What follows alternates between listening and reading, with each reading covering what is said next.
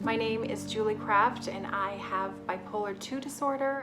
I'm Shaley Hoogendoorn and I live with bipolar 2 disorder. I was diagnosed 10 years ago at the age of 36. I was told of my diagnosis and I remember being relieved but also terrified. I know the perceptions and the stigma that goes along with it. I started sharing my story about 4 or 5 years ago. I decided to come forward and start sharing. It's led to me meeting the most amazing people walking the same path. So we had talked about collaborating. My greatest hope is that others will hear our stories and feel less alone. We can offer insight and give the world a real life living example of what bipolar disorder can look like. This is bipolar. This is bipolar. Hi everyone, we are back. I'm Shaley and this is Bipolar, and I'm Julie Kraft. For anyone just tuning in, if this is your first episode, we are both fiery, passionate mental health advocates. Woohoo! We are both living with bipolar 2 disorder, and Yes. we're just passionate about sharing our journeys, Mm-hmm. offering insight, help, hope, whatever we can do to, help others and bring more understanding to not only bipolar, but mental illness, Yes. mental illness in general. Yeah, no, and mental health as well. This episode, we're going to be talking about basically what not to say. And we wanted to do this one first because we are going to do helpful things to say and do, but we wanted to do this one first because we just feel like it is so important to get out there. We know, and we're recording and we're going to play this during Suicide Prevention Awareness Month. And just hearing from others, we realize how important this is and how really, not to exaggerate, but how dire this is. We're going to read them later, but we have messages on our Instagram. We put up, hey, what have you experienced people saying or doing that has hurt you or that is harmful and not helpful? And that post blew up. We've probably had the most people answer that, and that signals to us that we have work to do. And we know that I was reading, which is heartbreaking. I just want to, before I give these stats, I just wanted to say that if you are someone that is triggered by hearing the types of stories and things not to say, then please, please, please take care of yourself. If you have to stop or drink water, we would not want to trigger you. So here are some bipolar suicide stats, and I had a hard time with these. I think I've seen them before, but I think this year it just really hit, and I just cried for a very long time, and then I just reminded myself that that's why we do this. That's why we do this, because the biggest thing, we do not want people to feel like they're alone. And we want people, even if we don't know them, we want them to know that they are loved and we belong to each other. And even though I might not know you, my humanity and my heart is connected to yours. And so please, please, please, even if you're someone today that has ideation or thinking about it, you are needed. You belong. So the stats that really, really upset me is that 20% of people diagnosed with bipolar 1, bipolar 2, cyclomania, 20% die by suicide. And 20 to 60% of people living with bipolar, people like me and you, Julie, have at least one attempt. So your words are really, really, really important. And before I start, I think that I just realized one of them, and I was very careful when I tried to say it, but one of the big ones that just came now was die by suicide. This is what we say. We Yeah. don't say commit anymore. People commit murder. People commit crimes.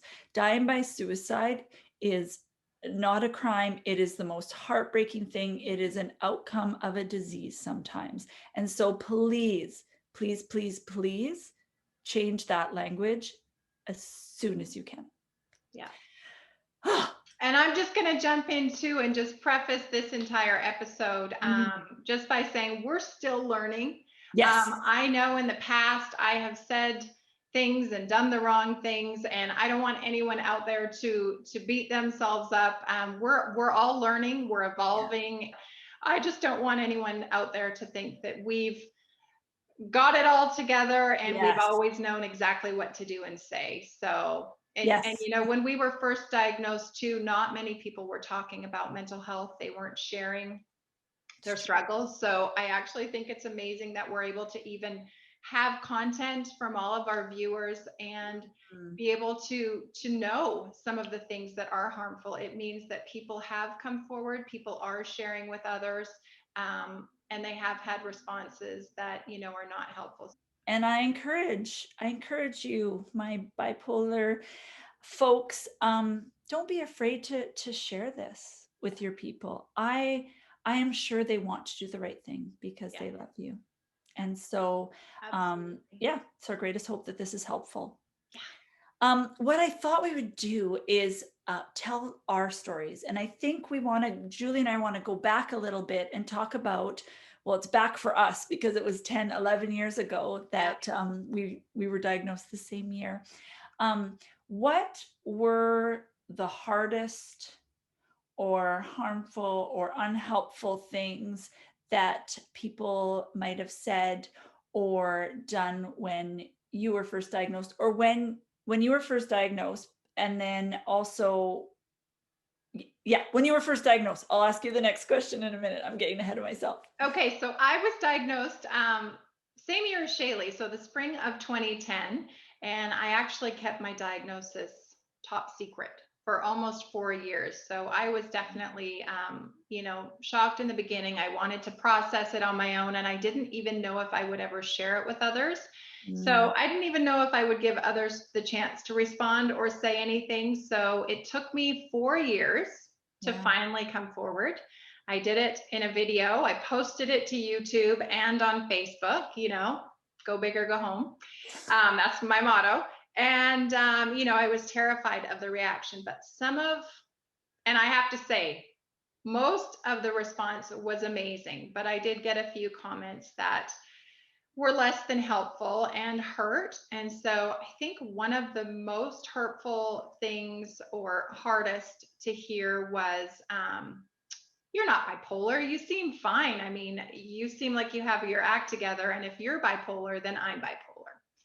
And I've had time now to process it, but I think those comments to me made light of a very serious condition and a very serious diagnosis that I had been given. And so for someone to instantly put themselves in the same category, all of their feelings, to lump them in with mine, really minimized my suffering. And I just sat there and sort of said, oh, they really don't get it. They don't understand. And, you know, to their defense, it was, you know, a long time ago. We didn't have awareness days. There wasn't as much awareness about bipolar back then as there is now. So, you know, I always try to give people grace. But if I had to pinpoint something that was very hurtful, it was that. And then in coming forward with my diagnosis, I was able to explain in that video that I posted just a few of the things that I struggled with. And some of the things are phone calls. To this day, I'm not a phone person, or spontaneous visits to my front door. And so I did share those things, but then I had people that, even after hearing that, would come to my front door, ring my doorbell, and I would just sit inside going, number one, there's no way I'm opening the door. And number two, didn't you watch the video and hear me talk about what I struggle with? It was just a sign that they weren't really listening, or they really didn't care, or maybe they thought they were the exception to the rule. So of the hurtful things that I've experienced, those are two of the initial ones. Now I'm very curious, Shaley, what about you? And I know, you're Yeah. going way back to 2010. Number one, I want Yeah. to know, were you able to share your diagnosis right away and get reactions from people, or did you also wait? And then, absolutely, I'd love to hear some of the most hurtful things that you've experienced or had said to you. Yeah, I think mine might build on a few of yours. So I told people right away that there was something going on. I didn't use the bipolar word for several years. It was a scary word, and I didn't think that I didn't think people would respond the Yeah. way that I needed. And so unlike Julie, I went away for 8 days. So you can hear in our past episodes, I went to emergency. I wasn't a risk to myself or others, so I wasn't admitted, but there was I keep calling it outpatient, but that means you don't stay there. It's like a short-term recovery place. And so when I got out, a few people knew I was open about my depression before. And I didn't realize the other part was anxiety. So it wasn't like this shocking thing, but pretty shocking that I went away. And even though it wasn't the psych ward, the stigma of even just going away for mental health reasons is huge. I think it made a lot of people uncomfortable when I talked about it. And so some of the least helpful things were what Julie said about I would never know. I thought you had it all together. Mhm. And I remember, a friend saying that. And I also remember a pastor saying that, like, you help with ministry and da, da, da. How do you do all those things? Are you sure? Yeah. And it Yeah. just showed me the lack of understanding that that there's this stereotype. And yeah.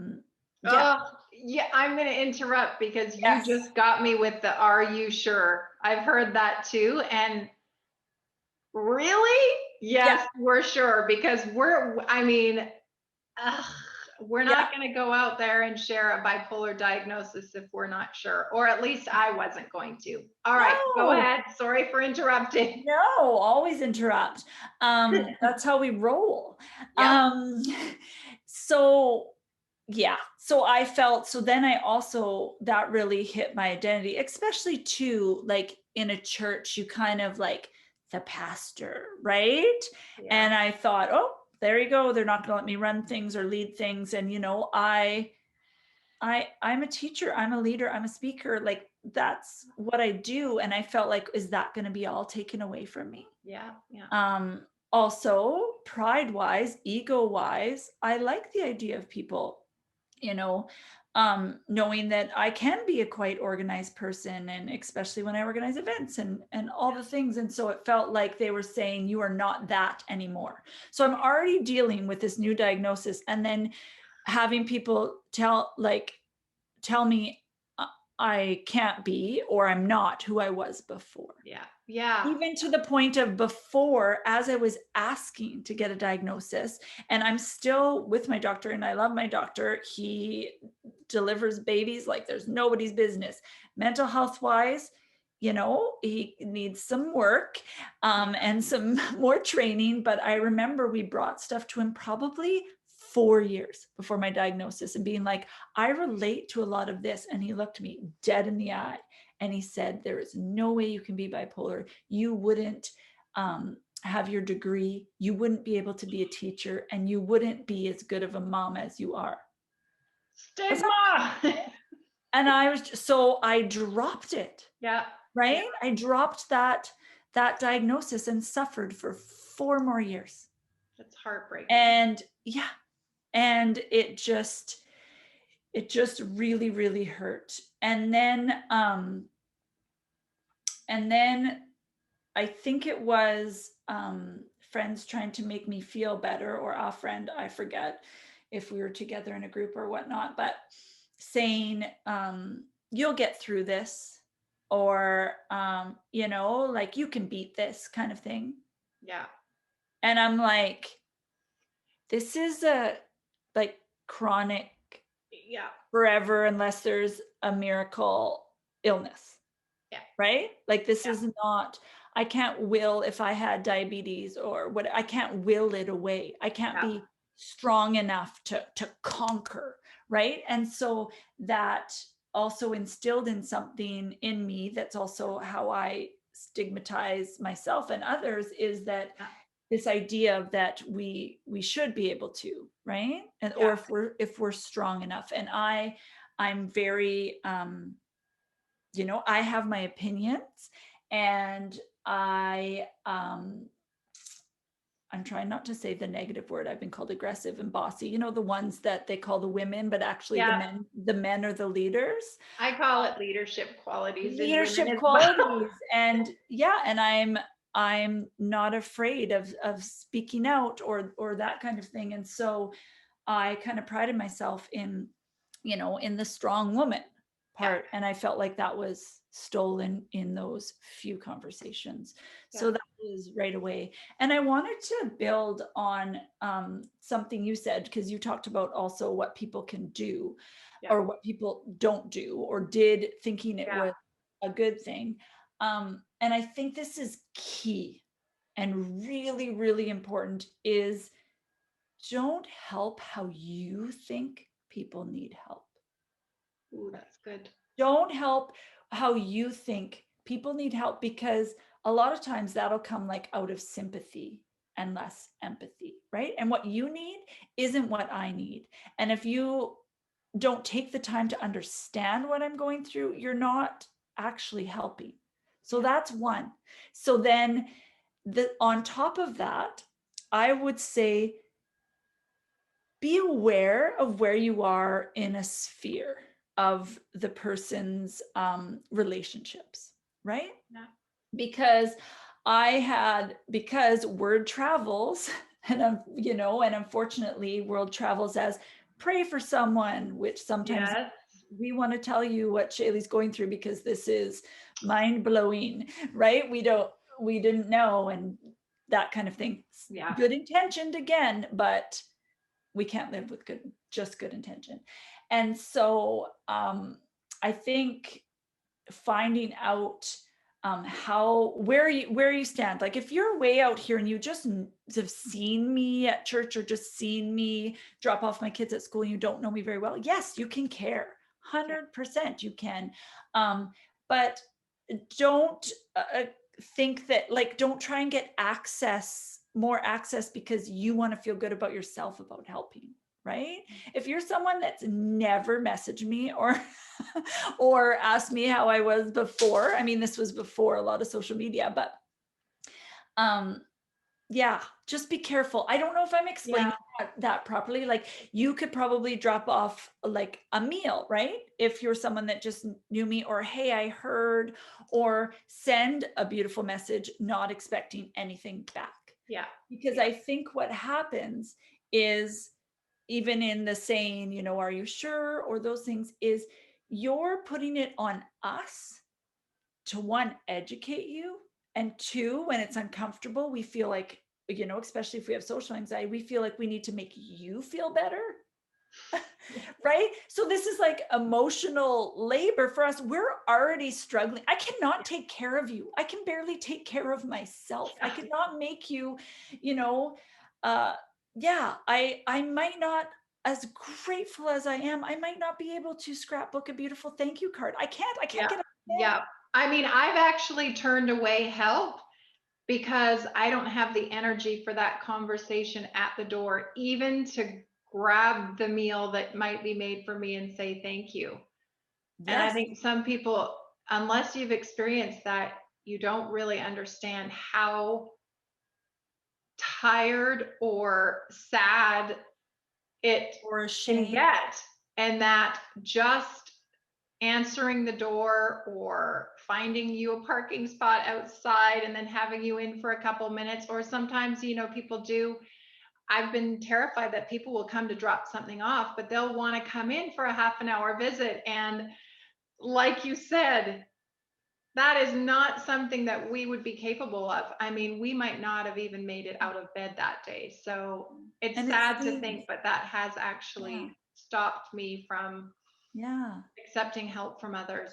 Yeah, exactly. And they seem, and I think what people don't understand, I think you need to be talking. If you're someone that, doesn't have a mental illness, talk, find out about symptoms, ask people how they're experiencing it. Because Yeah. if that's the case, especially if they're introverts or where they are, if they're in a depression, yeah, assume that you'll just drop it off. Yeah. One of the things that someone told me once, and some people have done it for me before, is like they get the um like disposable or whatever containers, or containers you don't have to return. Yes. Yes, that is huge. I never even thought about that. But yes, I mean, even that would be a reason to turn away a Yeah, meal. like if I have your beautiful casserole dish, I'm thinking you need it the next day. And I'm that's a coffee thinking, date, or me driving and having to park somewhere, or that's a phone call to you to find out how. Yeah, ooh, light bulb moment. Thank yeah, you. someone had told me that before, and someone did that for me. And I was like, wow, like that is helpful. That's Yeah, a little thing. Like, so and then I helpful. don't have to like, what if it's something, what if I can't eat right now? So I want to put it in the freezer for a Yeah, while or that's whatever. It just the least amount of work or emotional energy, because we're using up all that energy to survive, yeah, right? It is, I am not being dramatic. yeah. It No, it me really neither. And is. another good thing, I mean, we're still living in the times of COVID. Yeah. So there are different restrictions depending on where people live, but Yes. even a gift certificate to, Uber Eats, or, just a gift certificate for a food delivery. So then when we're up for a food delivery or when it's a good time, we can use that. That's another great option because, Yeah, you can well, for even someone send. like me that Yeah. doesn't cook, Yeah, yeah, I cook things in 20 minutes, those yeah. kind of cooking. Shaylee's fancy feasts, frozen feasts. Yeah, yeah, exactly. So that's just one other idea that I'll throw out there in case someone's out there going, I want to help. How can I help? Yeah. So, yeah, great And point. I think this slides into one of the things, one of the powerful things that kind of resonated or with us, and we were like, yes, Yeah, what that response really hits home is a friend mentioned, don't let me know if you need anything. yeah, Okay, this isn't like one of the, like, we are going to talk about one of the horrible don't ever say things, but this is one, like right now, I think we're kind of in the talking about the tricky ones right yeah. now, like the ones that are well meaning. Just to explain a bit more, and for me, this is mostly when I'm in a more depressive episode. We don't even know sometimes what we need. So to have that thrown out, you'll probably never hear from me. Number one, I wouldn't feel comfortable actually articulating what I might need. And so, kind of like you were saying, to just throw out, I'm here for you. If you need anything, let me know. 9 times out of 10, we're not going to let you know. I don't want anyone out there to feel bad, for Yeah, having yeah, said to someone, let me know how I can help you, because I've done it all the time. I think I did it a yeah, couple weeks ago, and I don't always jump to the next step of taking the time to think about something specific. yeah. And And then I guess, imagine they ask you and you don't, you yeah, yeah, and you don't, like, that would be really crummy. yeah, yeah. And we'll also get, I mean, just whoever's watching, just make sure you catch the next episode, because Yes, we'll piggyback onto this. But we yeah, will. sometimes choices are hard. And if you don't suffer from depression, it would be hard to realize that the smallest decisions, the smallest tasks seem overwhelming and unsurmountable when you are depressed.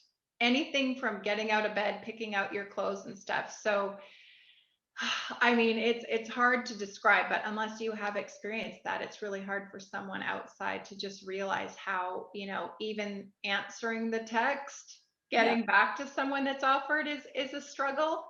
yeah. We're So beating ourselves up for all the things that we aren't doing or should be doing already. Don't add something, right? Like, oh, I didn't text him back. Oh, I should, right? We're yeah, already so harshly judging ourselves, and our brain is tricking us to think of all the terrible things about ourselves.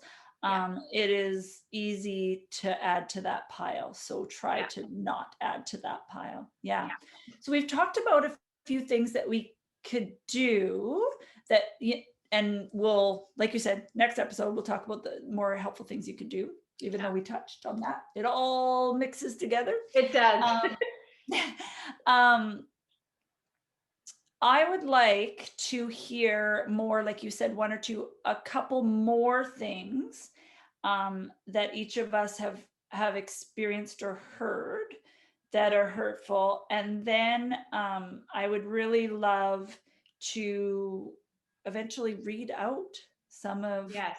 and honor some of the people that came forward and told us things.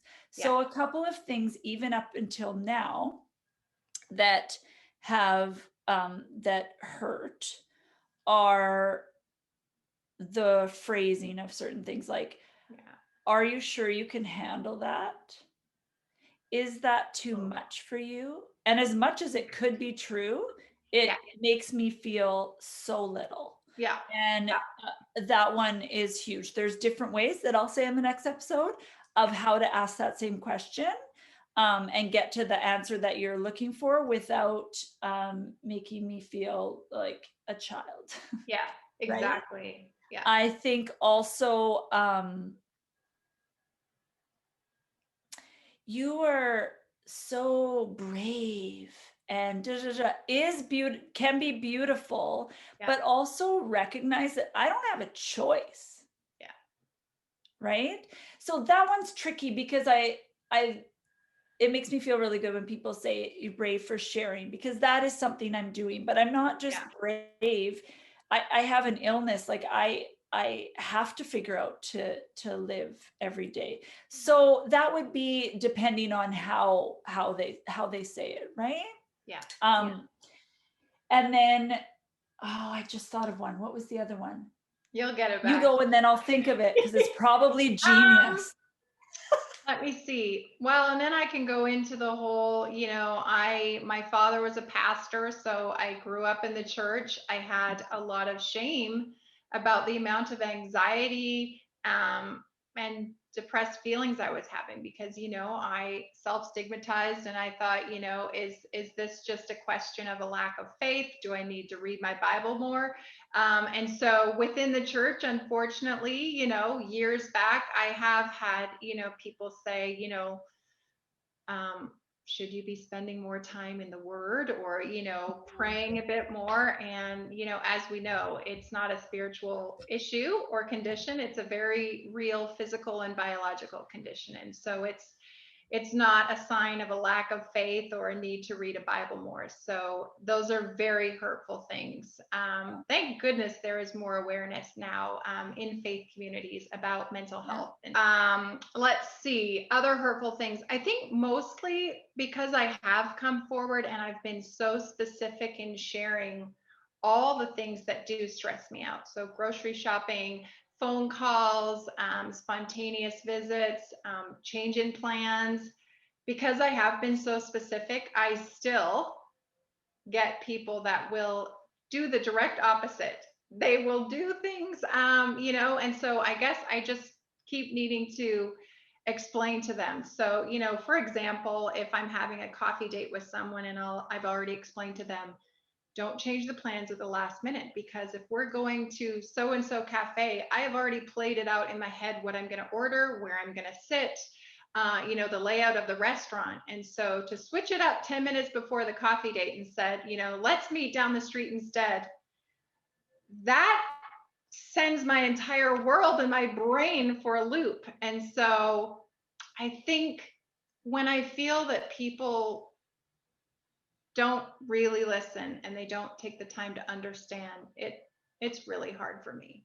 Yeah. When I have a phone call coming in, I'll actually say to the phone, I'm not picking up. Don't you know? Don't you know not to go? Like, it's like a direct violation, but It feels aggressive, right? It feels, yes, and I want to shout, and then I get upset and I get resentful, and then I find myself getting upset and angry. And I need to take a deep breath too, and remind myself that for that person, a phone call is an expression of love and friendliness, and they might not be thinking from it, about it from my perspective. So I think yeah. that always seems to be the hardest for me. And then, Okay. I did have one comment. Someone, after I came forward, they said, well, which Julie was the real Julie? Which Oh, Julie did I know? And I felt like it ouch. sort of canceled out the person I was before. And I wanted to shout, it's all been me, and I have this condition. I have some days that are better than others and I struggle, but it's all me. It was me before and it's me now. And so, I instantly felt like they would only take, this part of me and not all of me. So, Yeah. I mean, I could ramble on with a million examples, but I'd love to hear a few more of yours. And hopefully, people that are listening and watching will Yeah. also, maybe identify with some of the things we've been through, and they'll know that they're not alone. Yeah. Yeah. Uh, I wanted to, your few things you said sparked some things in me. And one of the things too, and please, please know that we both still go to church. We're Yeah, both still believe those kinds of absolutely. things. So I don't want to feel like terrible after that I'm attacking faith communities. It's just that Yeah, we've been so deeply affected ourselves in good and bad ways. yeah, And also a lot of work I do in writing for different blogs and things like that are for education for faith communities and how we can do better. So I'm kind of seeped in it yeah, that way. And so I really think I think we get scared to talk about those things again because it's like, oh, those are leaders, or, oh, yeah, we don't want to tarnish the church or whatever. That gets us into trouble, right? yeah, yeah, Let's talk about it. I can talk about the good things too, but I don't want to always have to preface, and go on, yeah, hold it lightly because it can be a really hard thing. And it's actually, and you'll be able to probably tell in the podcast, it's one of my deepest wounds are from people in the church, but that's also because it's a majority of my people, right? yeah, So it makes sense. But it is a larger thing. It's not just me and Julie, and it's like been studied now.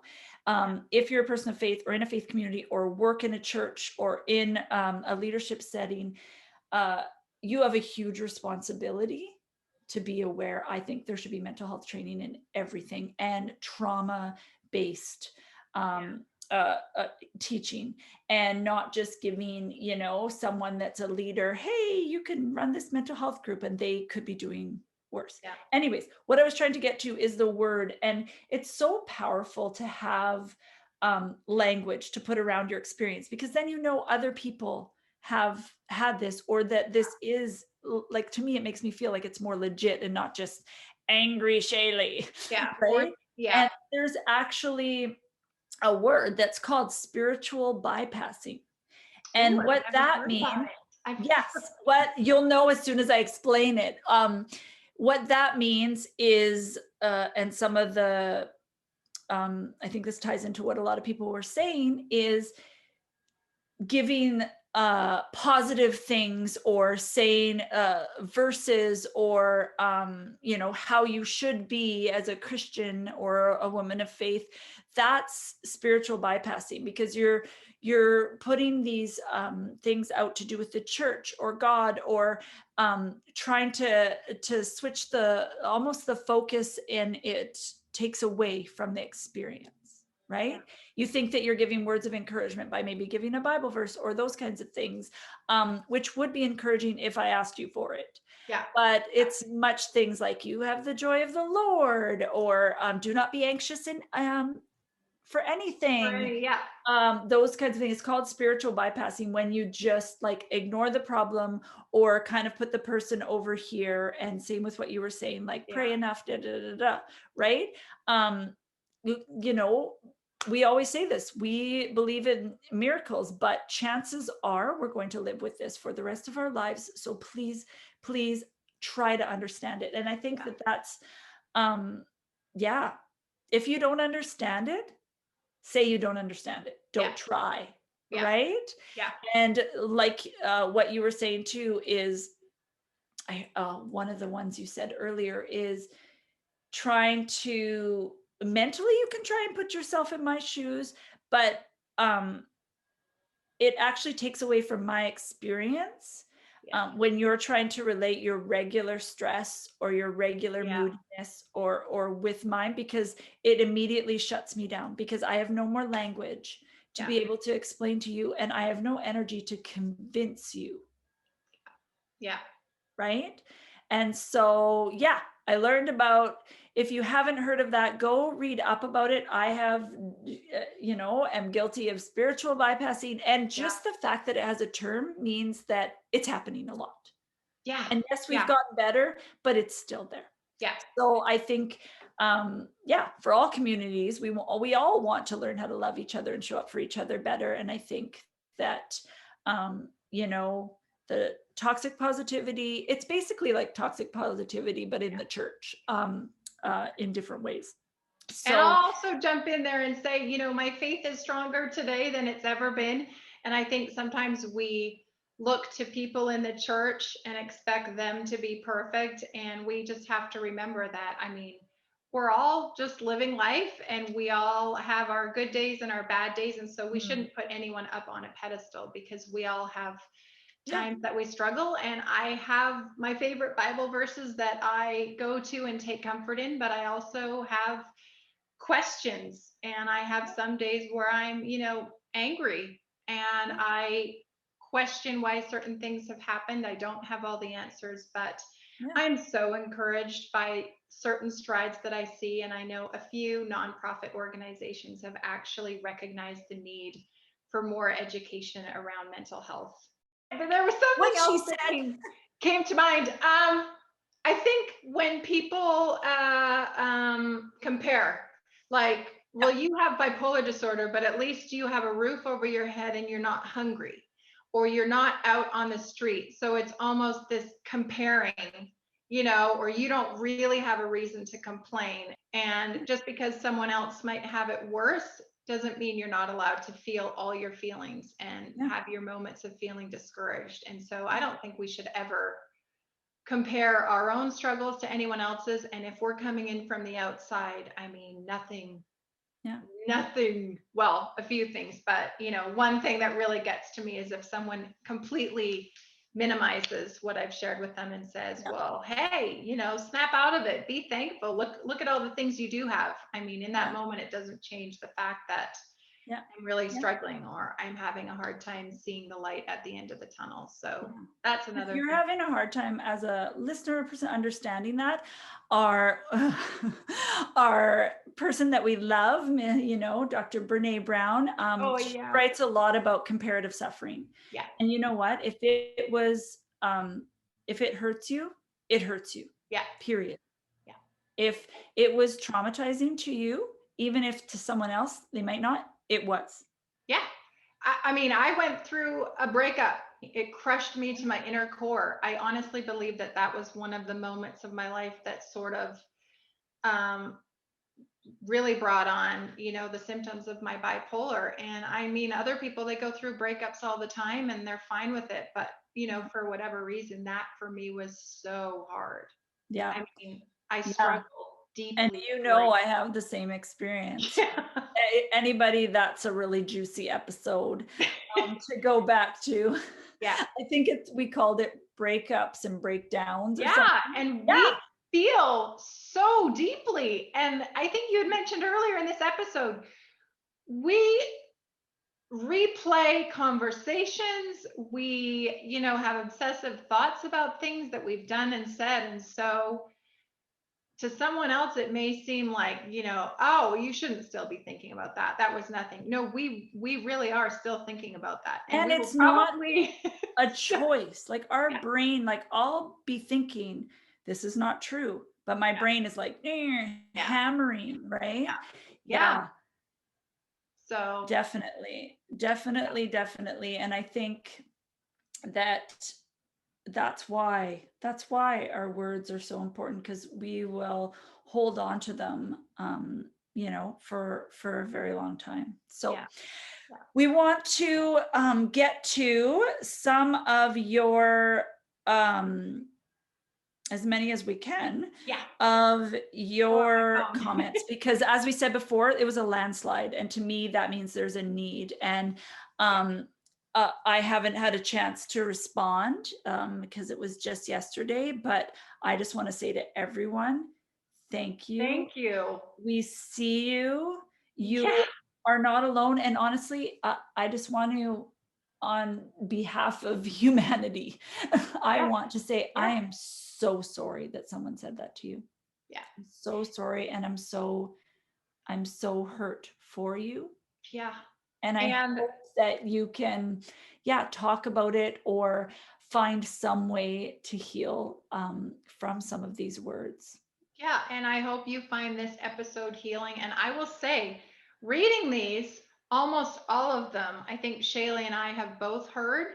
And so just knowing that you've also experienced what it helps us just as much. I think we started this podcast blog to help others, but really, we get just as much back from everyone else and hearing your experiences. I mean, it really is, we're all connected. So thank you. And it's interesting that you said that, because the answers to this one, like, because even though they're negative and hard, they were, I just felt my shoulders relax. Yeah. And just the Me Too, the power in the Me Too, right? Okay, so you have some. I do. And I have some. Do you want Hang on, let me make sure I've got the right order. Oh, you sent me a lot. Thank you, everyone.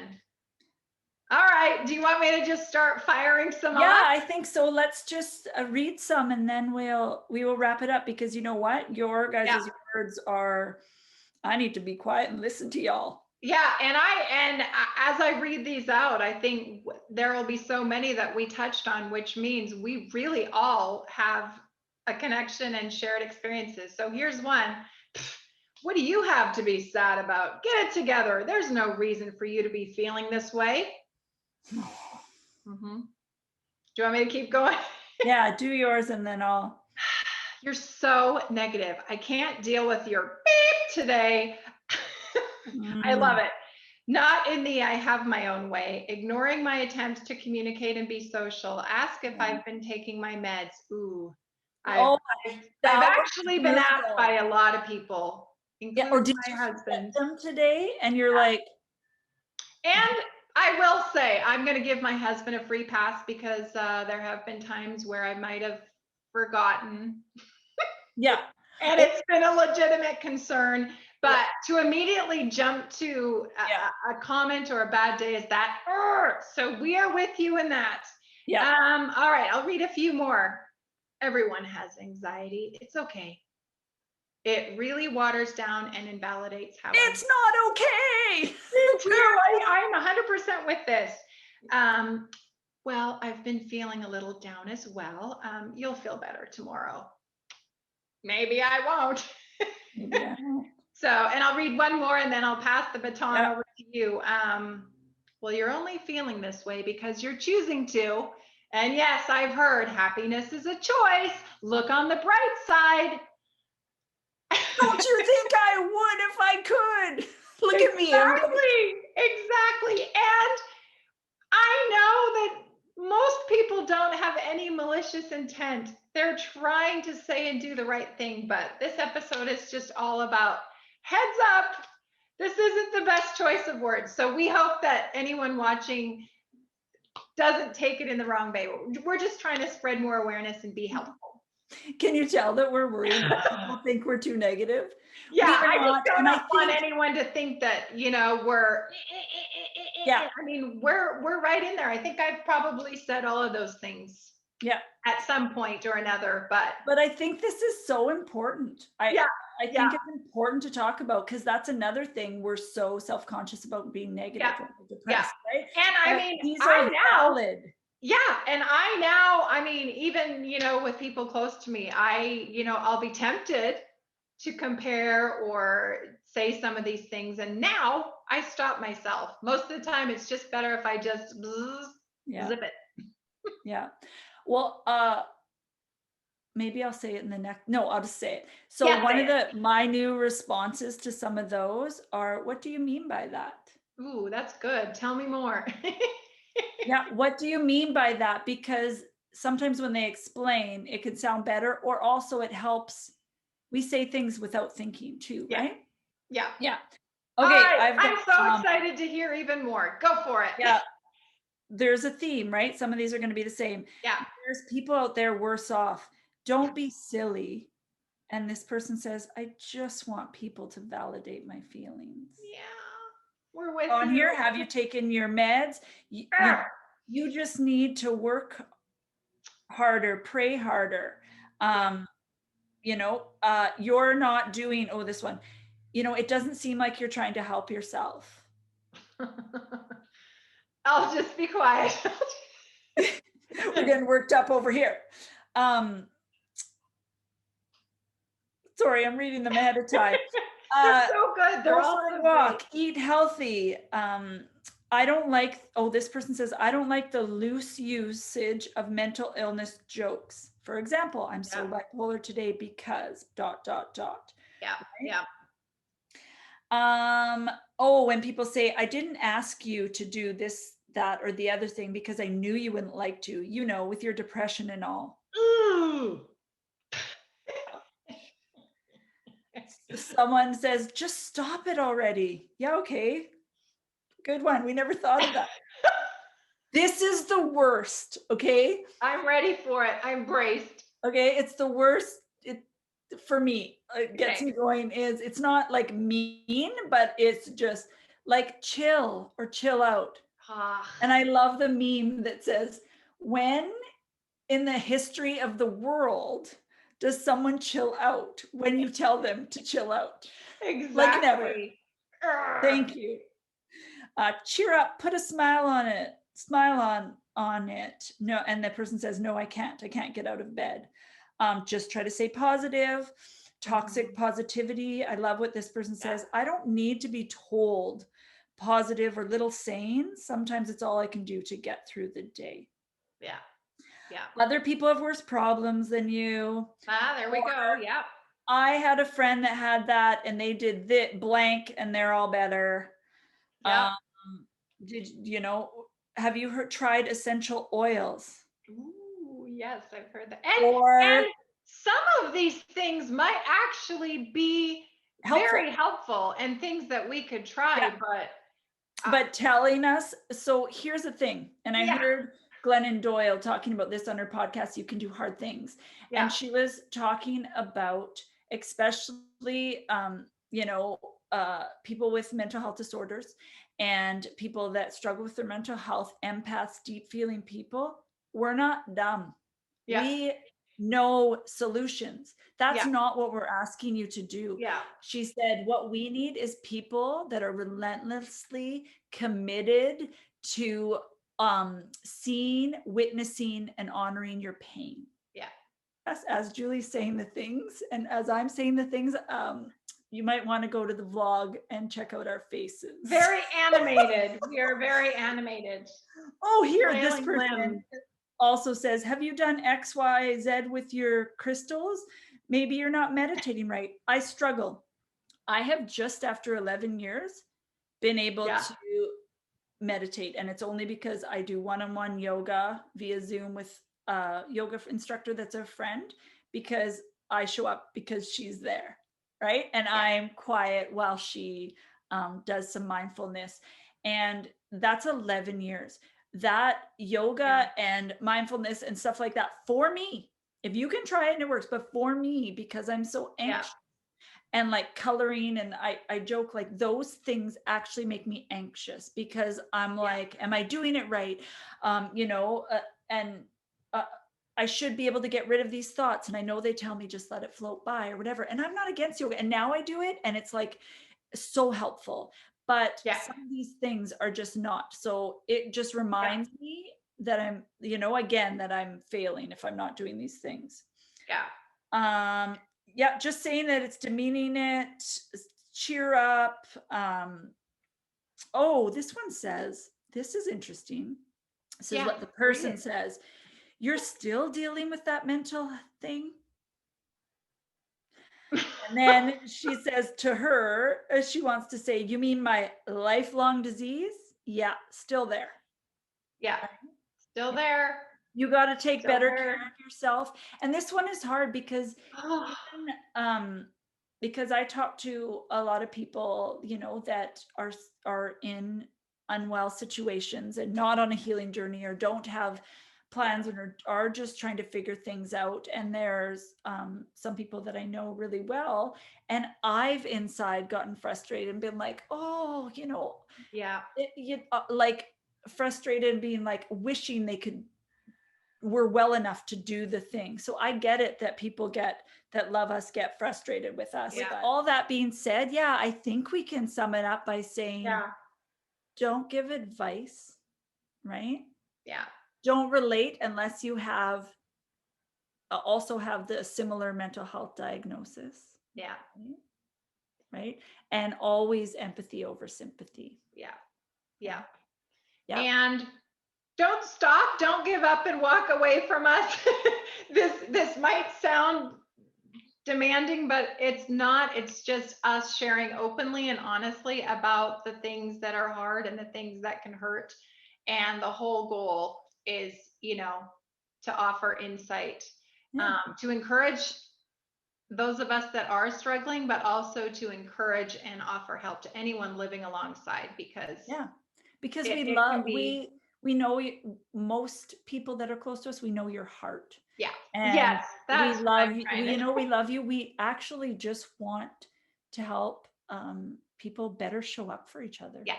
And Yeah. so And that's I this know episode. in my different year, like over the years of advocacy, it's a very common topic that I'll get, how do I best support someone? How do I reach out and help a friend? And I know part of that is just as much knowing, the things that aren't as helpful. So Yeah. yeah. Yeah. And so we are excited to share the next episode in a few weeks that just talks about all the beautiful things that have been said. If you're someone that's like feeling, oh no, at the end of this, What do I do? What do I say? so there, go back on our Instagram, because a lot of these things are said right there. Yes. We ask the question, and I think it's going to be something that I'm going to regularly, monthly, put in there so we can keep this conversation going. Yeah. So Yeah. join us. And don't lose heart. Don't If lose you're heart. sitting there now saying, I've said and done all the worst and wrong things, there is another episode coming very soon that you'll definitely be interested in tuning in, because we're going to share the flip side, and it's going to be fantastic. So Yep. So keep showing up for us. This is Bipolar. this is Bipolar.